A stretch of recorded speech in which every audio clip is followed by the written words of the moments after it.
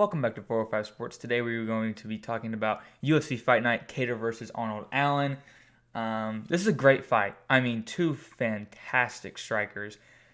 Calvin Kattar coming off of a loss to Josh Emmett, which is neither here nor there. I don't think that was really a loss. Personally, I was at that fight at UFC Austin. It was a great fight night. I think almost every fight had a KO. I think there was only 4 decisions. There was only 4 decisions out of like 14 fights, I think. So it was a really good fight card. And I thought Calvin Kattar won 3-2 over Josh Emmett. I mean, I don't know. That's just how I saw it. It was very close. I will say that. It was close. And I do see a reasoning to give it to Josh Emmett, but Calvin Kattar outlanded him. He did have a great win at the beginning of 2022 against Giga Chikadze. Giga was just talking mad. And he took that year off after that Max fight because if you can probably see over there, I actually have Max Holloway. It's over in that corner at the bottom. That is Max Holloway. He 50-42'd Calvin Kattar. And Calvin Kattar's no joke. But let's talk about Arnold Allen, who's another great striker, coming off a win over Dan Hooker and Sadiq Yusuf. So currently Arnold Allen is on an 11-fight win streak, 9 in the UFC, so he's looking to make that 10 and 12. He's been really good. He hasn't even lost in the UFC, so he hasn't fought the greatest fighters at featherweight, and he's only fought like his first 5 years he was fighting like once a year. So he's really started to pick it up. So compared to Calvin, this is Arnold's second fight this year. So I think this fight I don't know what this gets you, really, because the featherweight division is so weird. Maybe the Brian Ortega fight. I don't know. We don't know what's next for Max. Brian Ortega's hurt. Yair and Josh Emmett are coming off of wins, which Yair's is just not that good because it's literally in the first round, and I don't even know if he won that first round, to be honest.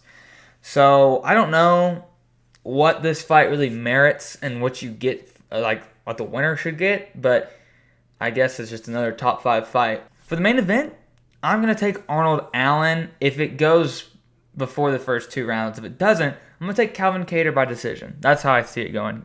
So this is also a pick'em fight. I mean, both fighters are favorites, so you get the luxury of that. So move on to another guy I saw at UFC Austin, Tim Means. He took on Kevin Holland then, and he's taking on Max Griffin. So both these fighters are coming off of losses. Max Griffin to Neil Magny and Tim Means to Kevin Holland. But Tim actually showed that he is, he's still got some fight in him. So I don't really know. I think Max is probably the favorite. Yeah, minus 190 to him. I'll probably take Max. We have a Dana White's Contender Series, Waldo Cortez Acosta versus Jared Vanderlei.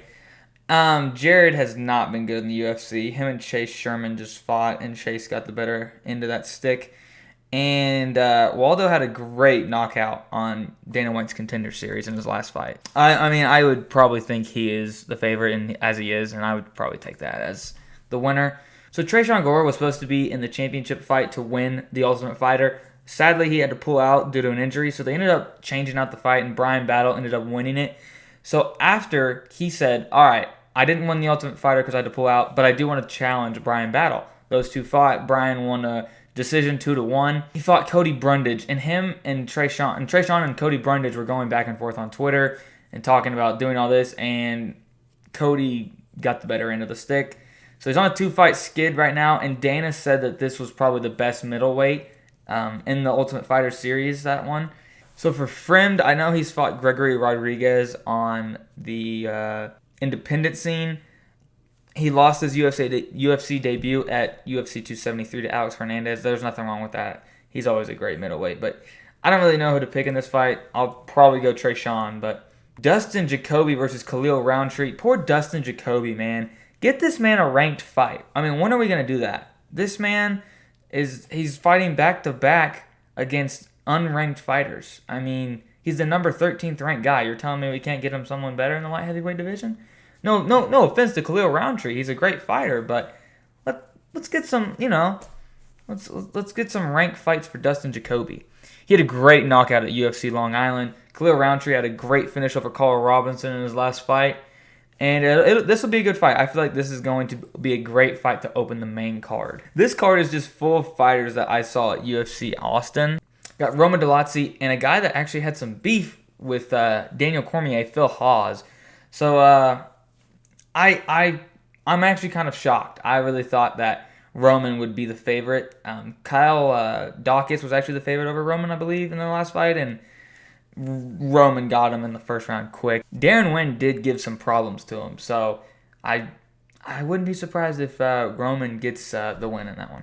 I mean, Andrei Arlovski is very underrated. He's 6-1 in his last 7 fights, and his one loss is to Tom Aspinall, who's arguably a top 7 heavyweight. For Dilima, his last few fights have been good, but he has some losses, but they're to ranked fighters. I mean, Ivanov, Romanov, I mean, he's lost to ranked fighters, so his biggest win's probably Ben Rothwell, I guess.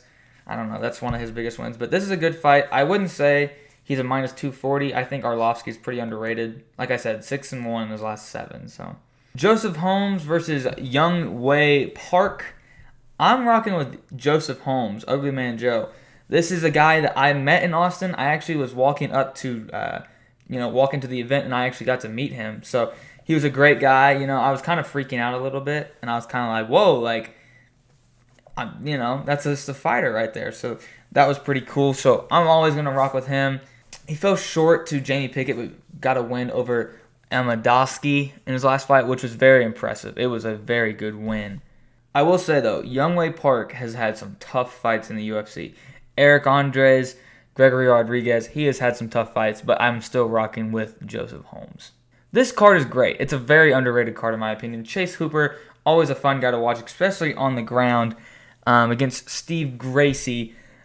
I'm going to rock with Chase Hooper. I'm always going to rock with Chase Hooper. He's a great fighter. He's a cool young fighter. He's actually pretty funny, so I'm going to rock with Chase Hooper. So this next fight is actually a rescheduled fight. Cody Durham was not supposed to fight Carlos Mota, but he is filling in. He's the former LFA champion. I guess he still technically is the LFA champion, if you want to say. Cody's fought some tough fighters. He fought Muhammad Makayev at UFC London, the first one this year, and Makayev just caught him with a knee. He was very unlucky, but he does have a win over JP Buys in his last fight at the Arman Sarukian versus Matus Gamrot card. If you're a UFC fan, watch this card. It'll be a really good fight card. There's great fighters everywhere. Hope you guys enjoyed the video. Thank you for watching. Peace.